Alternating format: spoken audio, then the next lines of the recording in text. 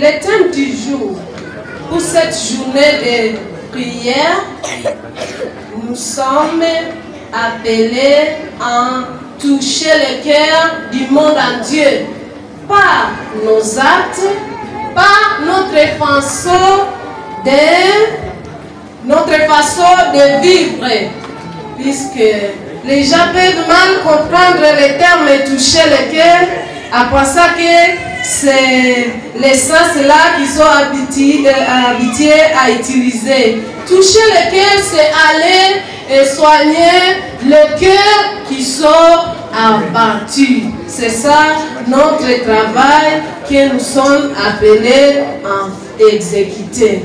Jésus lui-même, quand il est ressuscité, il a commandé à ses serviteurs ou ses disciples en disant: tout pouvoir m'a été donné sur la terre, et il les a ordonnés d'aller dans le monde entier pour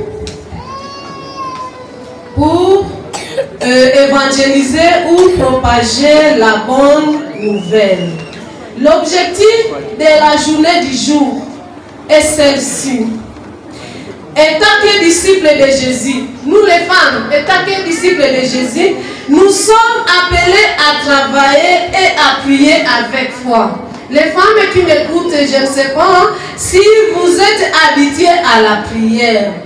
Et si vous êtes trop passives à la prière, la journée du jour vous invite à être active pour ranimer votre vie de prière, une vie de foi et de patience, avec de courage pour fortifier votre foi.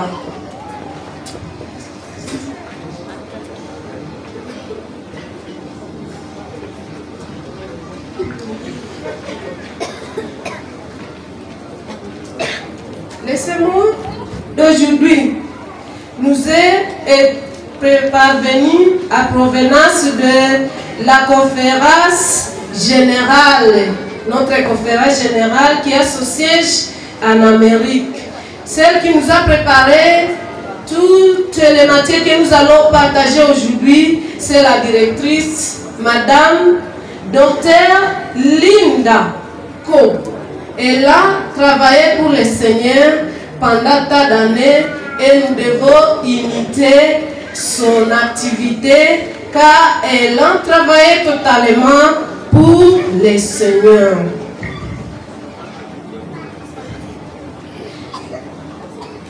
Concernant le verset que nous allons lire ce matin, qui est dans le livre de Pierre, le premier chapitre, c'était le 3e et le 4e verset, qui était en train de nous dire ceci. Merci beaucoup.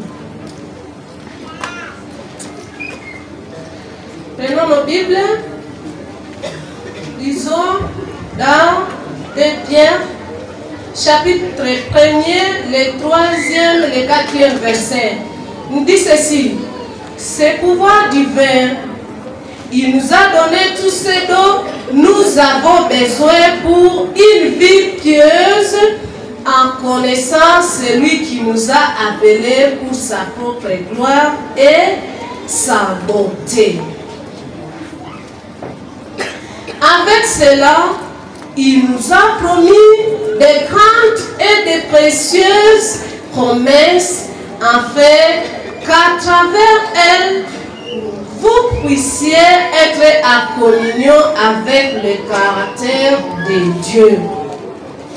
Ils ont échappé à la destruction du monde provoquée par la luxure. C'est la parole de Dieu.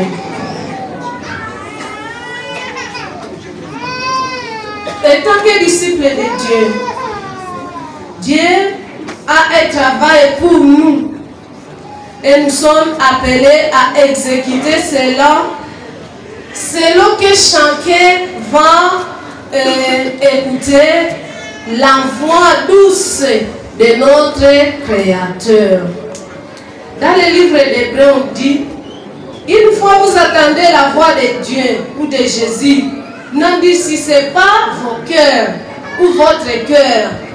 Une fois vous avez écouté sa voix qui vous appelle, sois toujours attentif à sa voix et répondre à son appel. Voyons-nous la prière de cette façon dit. La prière est-elle simplement une habitude que nous faisons chaque jour? Ou nous faisons la prière quand nous trouvons le temps? J'ai souvent demandé à mes amis, ou vous priez quand vous avez l'occasion, ou vous priez par accident en disant, comme je n'ai pas à faire, bon, à ce moment je peux prier. Pour la journée du jour, nous allons voir l'importance de la prière dans la vie de tout et chacun de nous ici présents, si et seulement si vous voulez appliquer cela dans votre vie. La prière est une chose très nécessaire parce que c'est la vie de l'âme. Et mes enfants ont bien chanté en nous montrant que une fois tu as des soucis, tu viens auprès de qui? De Jésus. Lui seul est la solution à nos problèmes. Pas question d'aller raconter à tes amis ce qui te préoccupe. Le premier ami à raconter à nos problèmes, c'est seul Jésus qui connaît tous nos soucis. Tout le monde ici présent, je pense que nous sommes venus avec des requêtes que nous allons présenter à l'Éternel. C'est pourquoi on nous a proposé un sujet qui nous dit d'allumer notre vie. Là où il y a vous mettez votre nom. Que j'allume quoi? Ma vie de la prière. N'attendez plus les annonces de l'acier. Que ça soit automatique dans votre vie. Que j'allume ma vie de la prière. Et comme la conjugaison commence par j'allume ma vie de la prière. Que je ne puisse pas venir vous dire allumez votre vie de la prière. Et moi alors, allumons notre vie de la prière. Nous venons de lire le verset, nous courons derrière le temps comme nous avons d'autres personnes qui vont nous compléter. Il dit, la prière est nécessaire et car c'est la vie de l'âme. Nous devons nourrir nos âmes de la prière. Pas abreuver nos âmes des histoires là qui vont toujours nous éloigner de notre Sauveur. Mais avec la communion secrète avec notre Dieu, Dieu qui soutient la vie de l'âme restera toujours à côté de nous. Voici le conseil qui nous présente la servante du Seigneur, Hélène G. White dit, la prière est une nécessité. La prière est une grande nécessité. Car c'est la vie de l'âme. La prière familiale. La prière publique ont leur place. Mais c'est la communion secrète avec Dieu qui soutient la vie de l'âme. N'attendez plus la prière publique car vous ne savez pas organiser votre prière personnelle, votre prière familiale, l'équipe familiale. Les parents qui m'écoutent, le devoir à domicile, c'est de redynamiser l'équipe familiale car c'est là que nous nourrissons nos âmes par les choses-là éternelles. Voici les messages de Martin Luther King, le grand réformateur, dit être chrétien, sa prière n'est pas plus possible que vivre sans respirer. Je pense que nous sommes ici avec les médecins, les docteurs. Une fois vous manquez la respiration, on vous amène quelque part pour vous réanimer, n'est-ce pas? Et une fois ça ne tient pas, vous changez d'identité. Vous ne serez plus appelé une personne vivante, vous changez d'identité, alors dis. Tu t'appelles chrétien aujourd'hui et tu ne sais pas prier. Tu vois comme si les gens qui vont à l'église manquent où aller. Ils disent, vous, chaque jour, mardi, semaine de prière. Ah, ça c'est pour les gens qui sont inoccupés. Ah, ça va. Comme toi tu es occupé, laissez-nous aller à l'église. Les cris pareils sont pour les... À un terme simple, je veux dire, sont pour les disciples de Satan. Puisque si Satan, quand Satan écoute des cris pareils, il dit, j'ai déjà retenu cet homme-là. Une fois vous l'écoutez, vous voulez aller à l'église, tu dis non. Toi, tu vas à l'église. La semaine de prière, là, c'est pour vous embrouiller. Vous allez perdre votre temps. Au lieu de travailler, vous embrouillez à aller à l'église. Est-ce que vraiment, quand nous venons ici, nous venons nous embrouiller? Non. Nous sommes assis au pied de notre Dieu, au pied de Jésus, et il va toujours nous bénir. Ne pensez pas que vous avez perdu votre état, vous serez toujours bénis. Venez à moi, Jésus nous appelle, il dit venez. Vous qui avez des soucis, vous avez des problèmes de foyer, problèmes des enfants, problèmes là économiques, venez seulement à Jésus, vous agenouillez. Les autres ont toujours fait le contraire. Au lieu de prier un Dieu qui est dans les lieux secrets, ils vont quelque part, là où il y a, je ne sais pas, alors ils seront en train de parler, à part ça que la personne ou l'image qui est à côté de lui va lui voir et répondre à ses problèmes. Il dit seulement, venez. Tous les enfants d'abord.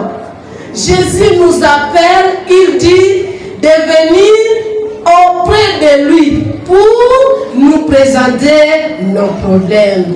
Les enfants, les grands, tous sont appelés à venir au pied de Jésus sous forme de la prière. Le conseil de Ellen White continue, on dit, la prière est l'ouverture du cœur. Quand nous prions, nous ouvrons nos cœurs à Dieu. Comme à un ami. Tu as ton ami intime, tu lui racontes tout ce qui vous concerne. Et il sera en train de dire, ok, nous allons voir comment résoudre. Maintenant, Dieu, Jésus, c'est l'ami fidèle qui sonde le cœur. Avant que vous ne racontiez vos problèmes, il voit des gens. Et il cherche les moyens pour répondre à vos difficultés. C'est mon ami que chacun doit s'approprier. La prière, c'est l'ouverture du cœur. Non pas que cela soit nécessaire pour faire connaître à Dieu ce que nous sommes, mais pour nous permettre de le recevoir. Et la prière ne fait pas descendre Dieu jusqu'à nous, mais nous fait monter jusqu'à lui. Je pensais que vous allez dire Amen.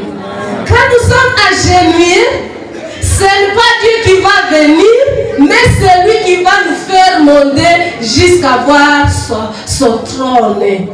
Amen. Alors je vous invite à être membre du groupe de prière là chez vous.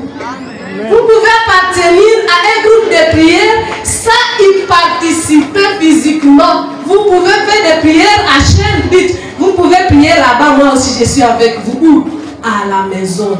Non pas chaque fois attendre la semaine de prière.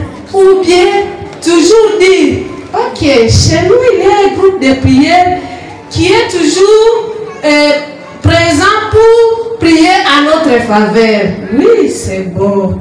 Il faut aussi vous impliquer.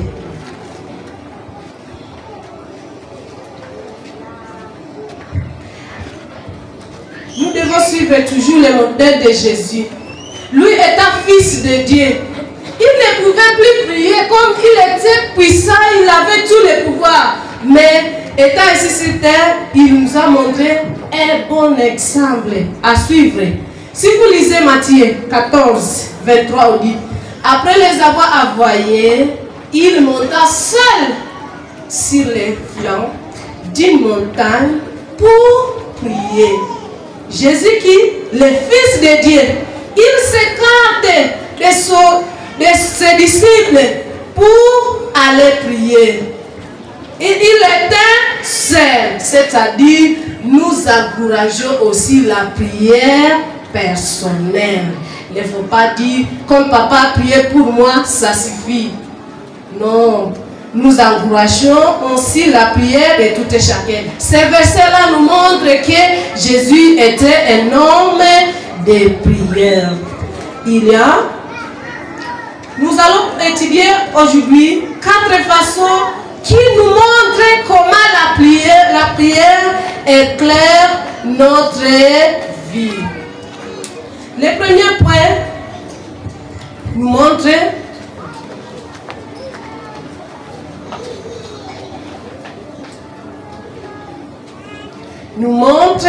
que la prière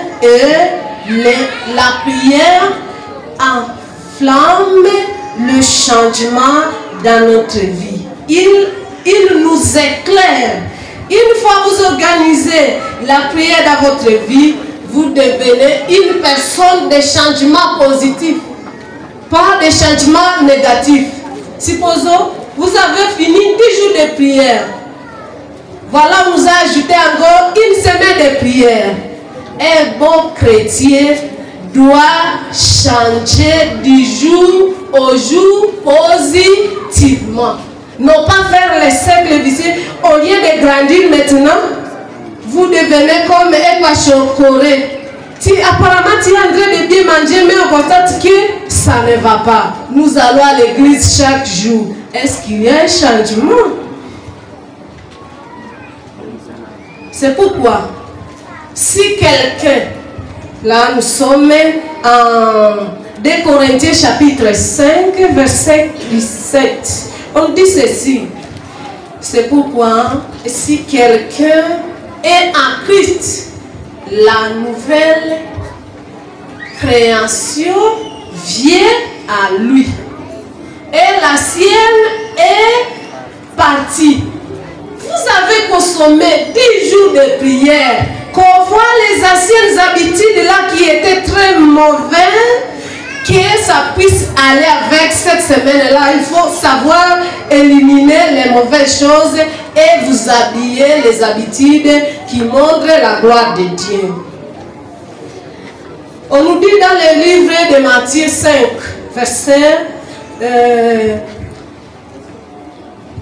Matthieu chapitre 5, verset 14 et 15. On dit, nous sommes les sels de la terre. Et vous savez l'importance du sel. Mais si le sel perd son caractère salé, comment peut-il devenir salé? Et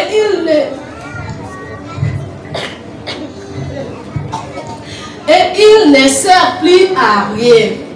Sinon, il reste à être jeté dehors et foulé aux pieds des hommes. Une fois vous avez oublié, ou bien vous avez perdu votre caractère là, vous avez perdu votre chrétienté, je ne sais pas si j'ai bien prononcé, c'est que vous ne méritez plus. Vous êtes expiré. Vous méritez d'être jeté et foulé aux pieds de qui? Des hommes, dans le sens de ces versets. Nous devons conserver notre caractère là de chrétienté. Notre référence dit, nous les chrétiens nous sommes comparés au sel, encore nous sommes comparés à la lumière. Nous sommes la lumière du monde, on dit. Une ville qui est construite sur une colline ne peut être cachée. Et on allume la lampe non plus. Et on n'allume pas non plus la lampe pour la mettre sous les bonnes. Au lieu de cela, ils l'ont mis sur son support et il éclaire toute la maison. De la même manière que ta lumière brille devant les autres, afin que ces gens voient ces bonnes actions et que ces actions-là glorifient votre Père qui est au ciel. C'est la parole de Dieu. Amen. Toutes les actes que nous commettons, nous ne devons pas les commettre pour plaire les hommes ou les femmes, qui que ce soit. Que tout ce que nous faisons soit pour glorifier notre Créateur. Il y a l'homme de Dieu qui a prié, qui s'est approprié ce verset. Maintenant, il a dit non, il faut que je puisse demander à Dieu de me faire un cœur qui est nouveau. Nous sommes à Psaume le 51e chapitre, nous sommes au 10e et au 12e vers. On dit, il y a Monsieur David qui a dit, crée à moi un cœur pur, ô Dieu, et renouvelle à moi un esprit ferme, un esprit bien disposé. C'est la parole de Dieu. Là où il y a moi, mettez votre nom, ô Jésus. Moi, Liliane, Seigneur, je te prie de me donner un cœur nouveau, un esprit ferme, pour que tout ce que je veux refléter au monde soit à son honneur. Deuxième élément, dit la prière enflamme notre espoir. Ne priez pas par formalité ou pour plaire les hommes et à dire ah, oui, moi aussi je suis en train de prier, je suis membre. Est-ce que tu as l'objectif? Quand vous avez prié, est-ce que tu as eu l'espoir que les requêtes que tu as présentées à Dieu, il y aura un jour où tu vas sourire quand ta requête sera exaucée? Nous devons être des personnes qui ont de l'espoir. Vous priez en sachant qu'il y a une réponse qui va venir pour vous soulager. Là, nous sommes en Jérémie chapitre 29. Jérémie chapitre 29, nous sommes au 11e et nous allons lire jusqu'au verset 13. On dit, car je connais les projets que j'ai pour vous, déclare le Seigneur. Ce sont des projets de pain pour faire prospérer et non pour vous nuire. Des projets pour vous donner de l'espoir et un avenir, parole du Seigneur. Alors, vous m'évoquerez et vous viendrez me prier et je vous écouterai. C'est encore la parole du Seigneur. Vous me chercherez et me trouverez lorsque vous me chercherez de tout votre cœur. Ce que nous soulignons là-bas est de chercher l'Éternel de tout notre cœur. Non pas le chercher une fois et dire ah, il n'a pas répondu, je change de fréquence. Vous cherchez d'autres personnes, peut-être qui sont trop puissants pour la prière, qui ont des vivacités. Il y a mon ami, un jour m'a dit vraiment l'église adventiste est trop humide. Je peux retourner là que j'ai quitté. J'ai dit allez bien. Tu ne veux pas persévérer à ce que tu as déjà présenté à Dieu. Nous sommes appelés à persévérer, à entendre ce qu'est la volonté de Dieu. Le verset nous dit, il a des projets de paix pour nous, pour moi, pour vous, nous tous. Dieu a des beaux projets pour nous. Votre travail est d'écrire à lui vos demandes. Faites des demandes à Dieu. Nous avons besoin de ça. Votre travail est de patienter. Ce qui sera la volonté de Dieu, car il a des projets de paix pour nous. Car tout ce qui a été écrit dans les passés a été écrit pour nous instruire afin que la grâce et l'endurance assènent dans les Écritures et aux encouragements qu'elle nous donne et nous puissions avoir de l'espérance. Parole du Seigneur. Nous sommes appelés à être des personnes qui espèrent beaucoup à Dieu, notre Créateur. Les gens qui ont des cœurs là, vous demandez aujourd'hui directement, vous voulez trouver la réponse. Il ne faut pas avoir l'habitude d'être pressé. On dit, il y a un adage qui dit l'homme patient mange au fruit mûr. À savoir que Dieu a combien de réponses? 3 réponses. Vous pouvez prier aujourd'hui. Et si vous êtes pressé, vous ne saurez pas quelle est la volonté de Dieu à ce que vous avez demandé. Il peut dire oui. Maintenant, j'exauce ta prière à l'heure même. Il peut dire non, je n'exauce pas. Je sais pourquoi je n'exauce pas. Je peux exaucer aujourd'hui et tu vas manquer le royaume céleste. Il dit non. Comme tu es pressé, tu ne sauras pas qu'il a dit non. 3e réponse, il peut vous dire patienter. Et si tu es pressé, tu vas fuir car votre solution est en train de venir. L'espérance à Dieu est parmi les fruits de l'amour. Notre verset d'espérance, on dit, ne craignez donc pas, car je suis avec vous. Je ne dois pas m'effrayer car je sais que Dieu est toujours à côté de moi et il me soutient quand je suis en difficulté. Que le Dieu d'espérance qui a toujours gardé nos cœurs puisse continuer à garder nos esprits.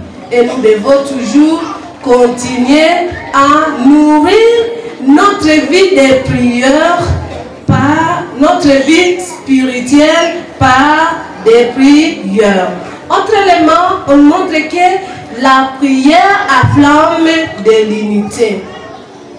La prière afflamme de l'unité. C'est le 3e élément. La prière afflamme l'unité. Il y a l'adage qui dit l'union fait la force. Si nous parcourons le livre de 2 Chroniques, chapitre 30, vous allez lire le 1er jusqu'au 14e verset, mais nous lisons seulement les versets 12 et 14. On dit, agis donc. Également, la main de Dieu était sur le peuple pour lui donner de l'unité d'esprit nécessaire pour exécuter ce que les rois et ses serviteurs avaient ordonné. Conformément à la parole de l'Éternel, ils ont enlevé les autels de Jérusalem et ils ont enlevé les autels de l'encens et les ont jetés dans la vallée de Cédron. Ces gens, ils ont oublié ce que l'Éternel avait fait pour eux. Mais on nous demande d'être unis. Si nous sommes unis, l'Éternel continuera à répondre selon ce qu'il nous a déjà promis comme meilleur dans notre vie. Voici la prière que Jésus a toujours priée pour son peuple, car il voulait retourner au ciel. Voici ce qu'il a prié pour nous.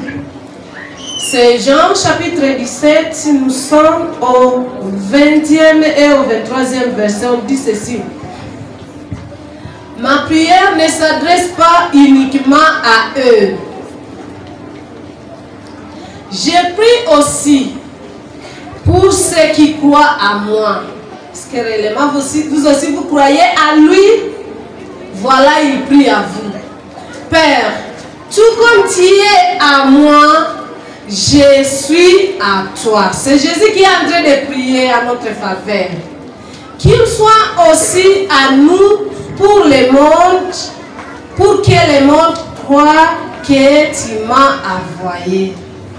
Je leur ai donné la gloire que tu m'as donnée, afin qu'ils soient un comme nous sommes un.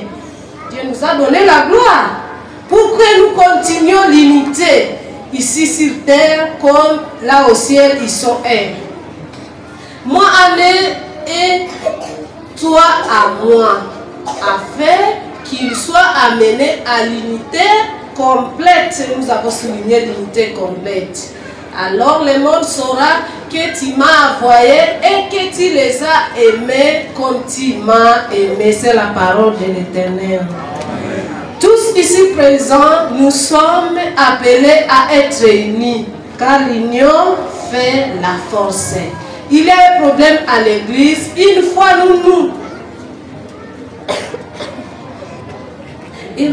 nous approprions ces problèmes, tous, Dieu va nous aider et il va toujours nous exaucer. Esforcez-vous de conserver l'unité de l'esprit par les lieux de la paix. Malheur à celui qui est ennemi de l'unité, car notre Dieu veut que nous soyons toujours unis. Le dernier point concerne le pardon. Une fois vous connaissez que vous êtes amis de Dieu, vous aimez Dieu de tout votre cœur, nous sommes demandés de pardonner nos semblables. Une personne qui allume la prière, qui allume sa vie de prière, doit pardonner ses semblables. Et tel que la prière de Matthieu chapitre 6 est formulée, le mot pardon est souligné. Pardonnez-nous nos offenses, comme nous aussi nous pardonnons à ceux qui nous offensent. Et le verset continue et dit, si vous pardonnez aux hommes leurs fautes, moi aussi je vous pardonnerai. Et si vous ne les pardonnez pas, lui aussi ne va pas nous pardonner. Nous devons être des personnes qui demandent le pardon et qui cherchent toujours la paix. On dit ceci, Seigneur Jésus, reçois mon esprit. Chacun doit prier cela intérieurement. Puis il tomba à genoux et s'écria, Seigneur, ne leur reproche pas ses péchés. Après avoir dit cela, il s'endormit. Le lecteur de la Bible, cette personne qui a dit ces mots, c'est qui? Très bien, voilà. Vous êtes amenés à être crucifiés. Maintenant, vous prononcez les paroles là. Et la personne qui était derrière vous pouvait aussi s'éliminer en disant, oh, on continue à prier pour moi, on dit que je sois pardonné. Il ne pouvait, si c'était vous, tu étais criminel comme ces gens, tu pouvais ne plus reprendre les mêmes bêtises à 10 ans. La personne à qui j'ai fait des problèmes, des graves pareils, il dit à Dieu de me pardonner, donc il prie pour moi. Vraiment que ce soit ma toute dernière fois de faire des choses pareilles. Nous sommes appelés à demander pardon et à recevoir les pardons que les autres viennent nous présenter.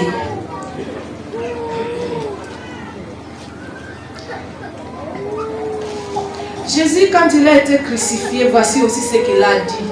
Il a dit, Père, pardonne-les, car ils ne savent pas ce qu'il faut. Il est mort pour nous. Et nous-mêmes encore, nous qui étions sauvés, les héros qui étaient là à cette époque, à le crucifier, il a prononcé des paroles qui montrent que lui n'a pas de problème. Une fois vous avez allumé votre vie de prière, vous serez une personne digne d'être appelée chrétien de la fin des temps. Vous aurez ces 4 caractéristiques qui montrent que réellement votre vie est enflammée de la prière. Et nous ne devrons pas penser que c'est à moins que ceux qui nous ont blessés ne confessent leur tort et nous sommes justifiés par leur justifiés de leur refuser notre pardon. N'attendez pas que la personne qui vous a offensé venir s'agenouiller devant vous puis lui accepter le pardon. Que nos cœurs soient toujours compatissants et toujours pardonner les autres avant qu'ils ne viennent nous demander ce pardon. Voici le conseil de la servante de Dieu toujours. Elle dit, nous ne devrons pas passer que